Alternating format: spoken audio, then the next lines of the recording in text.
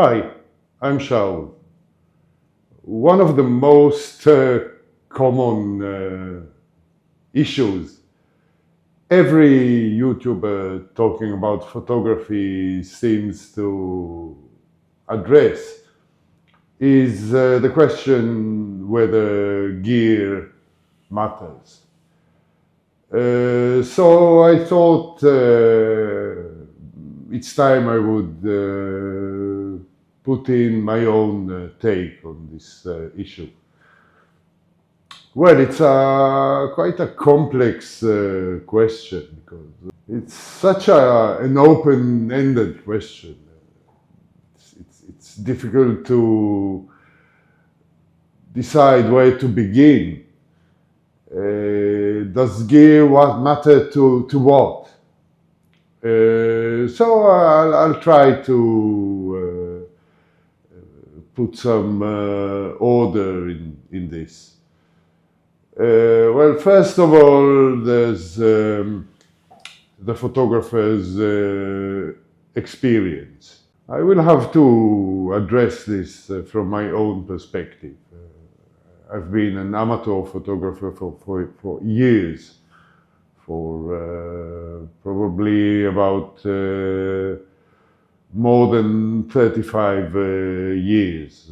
I've started with film and went through the digital revolution, the digital era, DSLRs, and then mirrorless, and then DSLRs again, and mirrorless again. So I think I have experience with all types of gear, all types of media. The experience of taking photos with a camera is, of course, affected by the gear you use. For example, I cannot get myself to feel comfortable with a camera that does not have a viewfinder. The viewfinder is such an important part of shooting, of taking images, because it gives you an isolation from the outside world.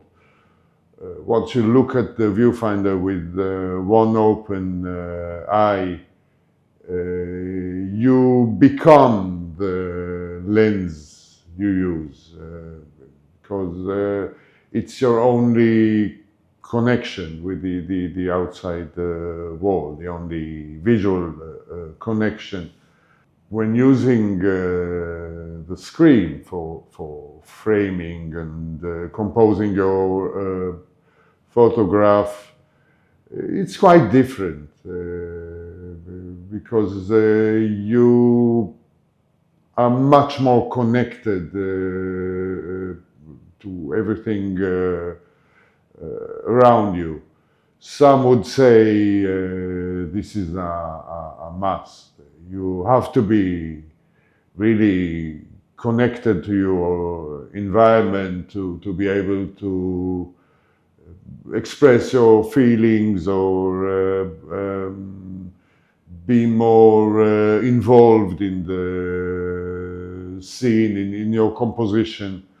However, I find it a little bit too much. I prefer looking through this little hole in the camera and watching the world through that.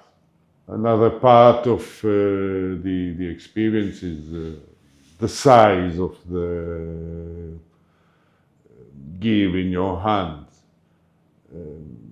Now, it's not so much the size of the camera, it's more the size of the lens. Because when you use a massive, large lens, you are much more conspicuous in the scene. Everyone knows you are the photographer. It does not matter so much which camera you use, again, because cameras, even the largest ones, are less prominent than a large, wide aperture lens sticking in front of your face. With smaller lenses, it's different because it's clear that you are not a proper professional photographer, but you're just there to take some images. It's a lot less intimidating. I've always liked using lenses like this one when taking photos of people in the natural environment. It seems like you're not a serious photographer, so people do not run away. They do not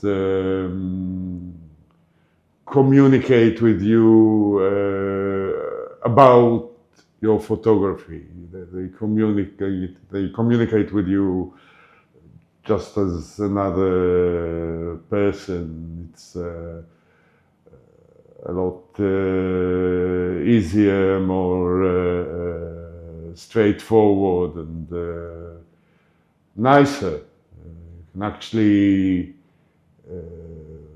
meet other human beings and get to know them without this filter of being a professional photographer. A third aspect of the experience is the control layout on the camera and the lens themselves.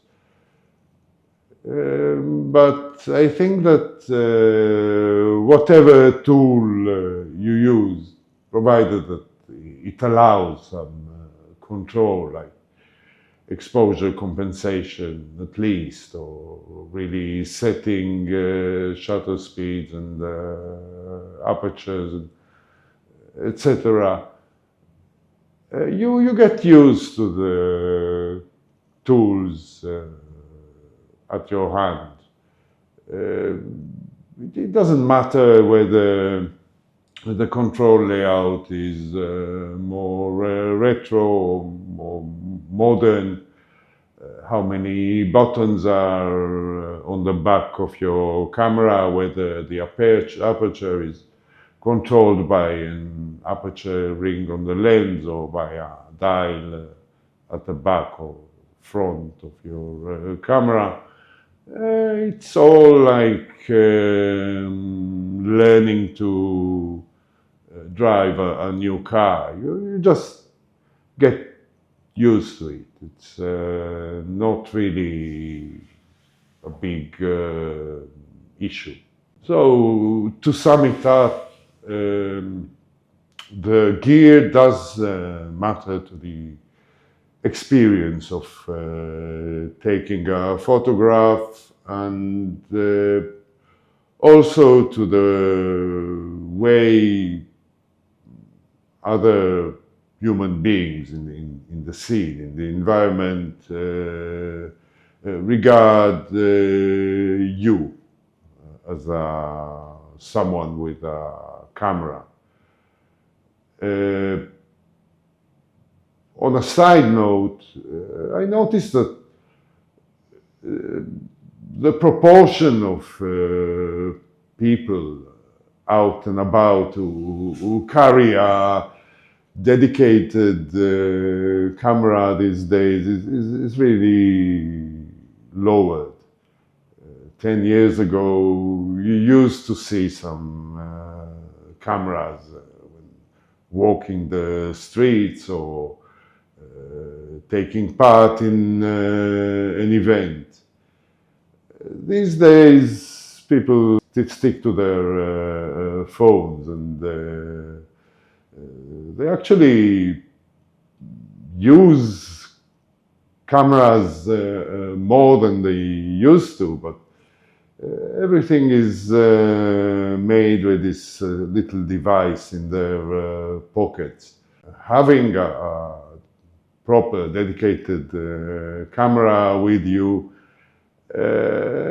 does make you stick out a little bit more than it used to. People may raise an eyebrow who still carries a camera, and why. So I've noticed that people are a little bit more suspicious of me when I take photographs. They want to know where those photos will be published, where can they see them. And it makes me a little bit uncomfortable, because I have to explain my motives and to gain their trust. The next part of this issue is, does gear matter for to the results you get from it? To keep it simple, I would like to compare the results made by the gear to the results everyone can get from their smartphones in a typical human environmental situation. Now, I must stress that smartphones have become quite good. They do produce quite decent results through the use of computational photography, where the image is made by stacking more than one image, made with different lenses simultaneously. And this approach has some merit. It can emulate the results made by a much bigger, much more expensive camera and a proper lens in a convincing manner. Most people will not really notice much of a difference, especially when it comes to dynamic range and detail and even selective focus or depth of field effect. So I like to look at the content of an image at three different scales. First, there is the macro sphere, which is basically the framing and the composition. It's the decision which elements in the scene to include in the photograph and which ones to leave out. What would the linear perspective look like, whether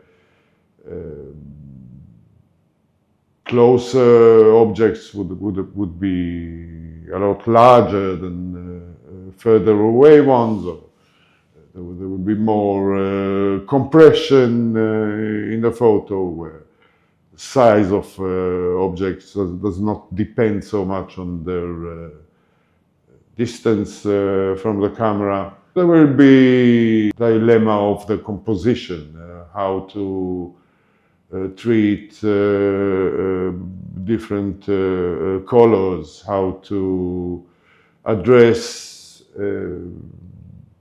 the tonality or the lighting in the scene, and the contrast that naturally occurs by the lighting. So basically the macrosphere relates to the two-dimensional composition. And of course, any device that can take a photograph through an optical lens, we will do it in about the same manner. There will be some small differences in color or in the amount of detail or in dynamic range, but those differences will be small, especially these days. Because as I said before, even the simplest smartphone can do it, and it can do it rather well. The second scale of a content of an image is what I call the Meso scale, which is the treatment of the z-axis. More specifically, the distribution of sharpness along it. That dictates whether depth of field plays a role in the sharpness of the image. That is also related to light levels. If you have to shoot moving subjects in really low light, you will have to deal with some sharpness differences in your photos, whether you want it or not. No, most of us do want it, because selective focus is another means for artistic expression. But it's not a rule. You do not always want really smooth background. Personally, I'm not after that. I would like some separation of objects along the z-axis, which may come from selective focus, but I like it when even out of focus objects are still only a little bit soft, when they are still largely recognizable. So the mesosphere of an image is largely dictated by the physics of the gear. Specifically, what dictates the distribution of sharpness is the physical aperture, or the diameter of this hole in the lens. If we look at a lens such as this 58 millimeter lens, you can see the difference between the diameter of this hole, depending on the F number. Small holes like this one, which are typically about 10 millimeters or smaller, tend to produce an image that is largely sharp. Everything from the foreground to the background will be more or less sharp. If we increase it to about 20 millimeters, things will start falling out of sharpness, depending on the focal distance, of course. But basically, everything will be still recognizable in the image. However, only what is inside the depth of field will be really sharp. Everything else will be slightly softer. If we keep opening the aperture at physical apertures greater than about 30 millimeters, you will start really losing detail. Only a thin portion of the frame will be sharp, and as you get further away from that focal distance, things will break up into just blobs of color that are really unrecognizable. So the physical aperture plays an important role in the look of the photograph. All cameras can give you a good control of selective focus at long focal lengths, but only large sensor cameras and wide aperture lenses can give you this control at shorter focal lengths, or at to be more precise, at wide angles of view. I would say that at really wide angles, you need a full frame camera and an f1.4 lens to be able to create this depth of field distribution or selective focus effect at equivalent focal lengths of 28 millimeters and below.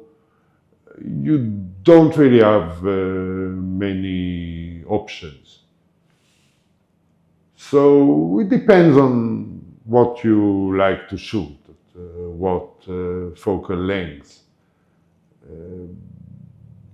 For example, at 400 or 600 millimeters, you will be hard pressed to get everything sharp, even with a tiny sensor camera.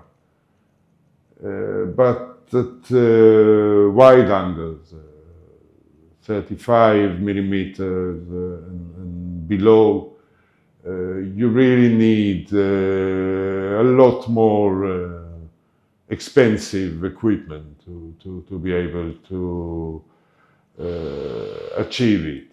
Now, smartphones do make an exception here because they have a way to simulate this selective focus, even though they use a small sensor and the lenses are not that fast. To do that, they combine two images and calculate the parallax between them, because those two images are taken with different lenses that are not located exactly one in front of the other, but one next to the other. You always have some shift in the position of objects in the frame, and according to this shift, the processor inside the phone can calculate the distance of each pixel in the frame and apply some blurring on distances that should be out of focus. Now, this is done only to normal equivalent focal lengths in the smartphones or longer. It is not applied to wide angle images. I believe that it is more difficult to do where the parallax shift is very small, such as in wide angle images. So those full frame and above cameras and really fast wide angles still have an advantage in rendering the Z-axis. So the creative control you get. A third scale in the photograph that is relevant to its final look or rendering of the scene is the microsphere, which controls the way edges and curvatures appear in the photograph. And this is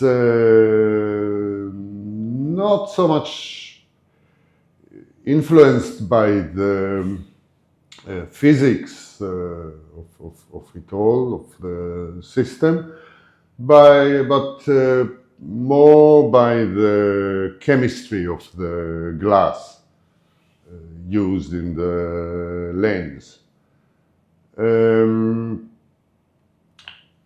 In order to render a scene or an object, especially living or natural, organic object, in a true-to-life manner, you need some what I call micro gradation around the edges. Which in a way is the opposite of micro contrast. If micro contrast is describes the separation between two tiny areas with different colors on the sensor. Micro gradation is something that is more integrative. It's how the tones change from one larger area to another larger area in the scene. And the more gradual the transition, the more natural the image will look to our eyes. One of the optical factors affecting it is the amount of chromatic aberration in the lens. Chromatic aberration is created by excessive light dispersion, very high frequency blurring, so it decreases micro contrast just a little bit and increases this micro gradation. So in the final image, you do reduce the amount of detail in a way, but it is not really visible to most of the viewers. I would say to all of the viewers, unless you really crop and enlarge a tiny portion of the entire image, then it becomes more obvious. I don't think most of us do it. So the lens does matter in creating this true-to-life rendition that is responsible for the separation of objects in the frame, not only in the Z axis, but also on the X and the Y axis. Just that the edges appear more natural, so that the separation between two adjacent surfaces looks more pronounced. An extension to that is the appearance of curvature. Lenses that have a little bit more dispersion will allow a more natural look of the curvature, which is to our brains an important cue for the volume or shapes of objects or surfaces. I've elaborated enough on this issue in previous videos. Unlike the mesosphere, where you get more creative control the more you spend, because a good separation of focus on the z-axis depends on physics. The microsphere is actually an aspect where older, usually cheaper glass achieves better results than the new clinical lenses that are really abundant these days for every system. The problem with that is that you really have to look for those lenses. Not all the lenses have a good microgradation, and you do have to look at a lot of sample images, or at least ask the experts, not including myself, of course. I'm not really an expert on lens design or optical glass chemistry. But optical glass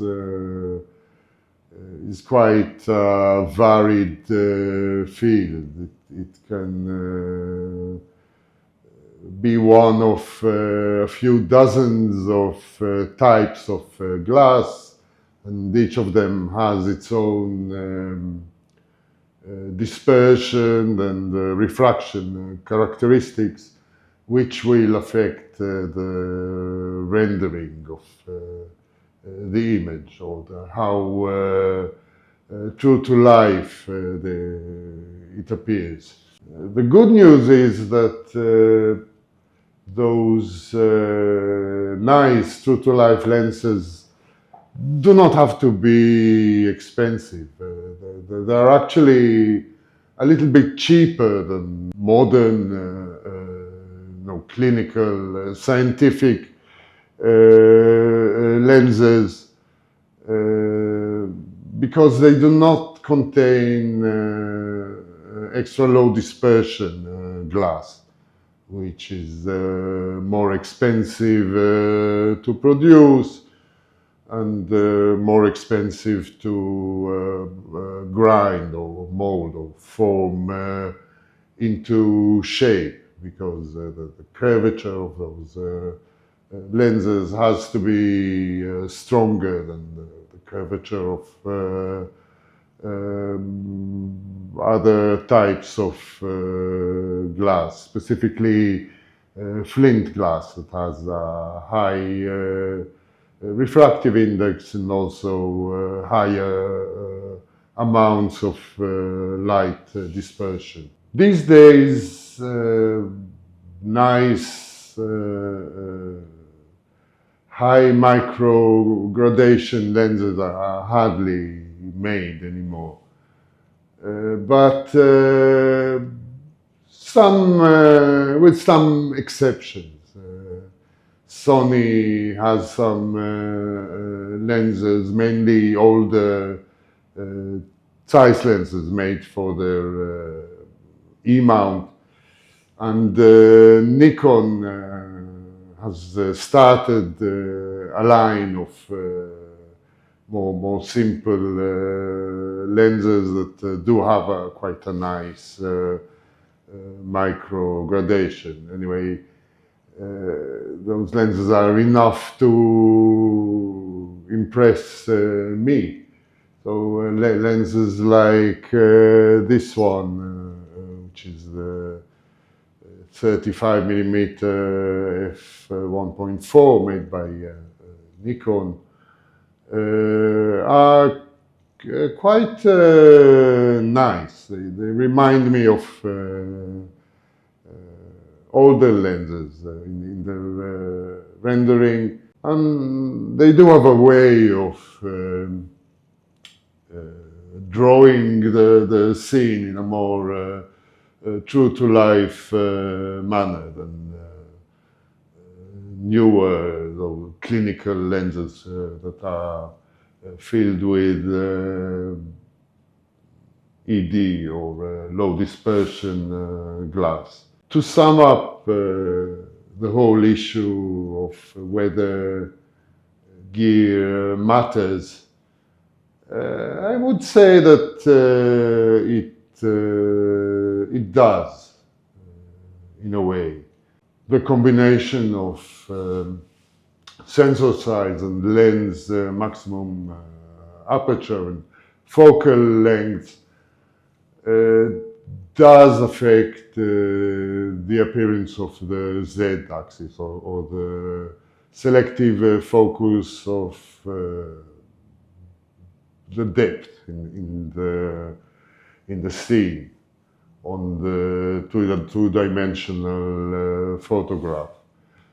And the chemistry of the glass does affect the rendition.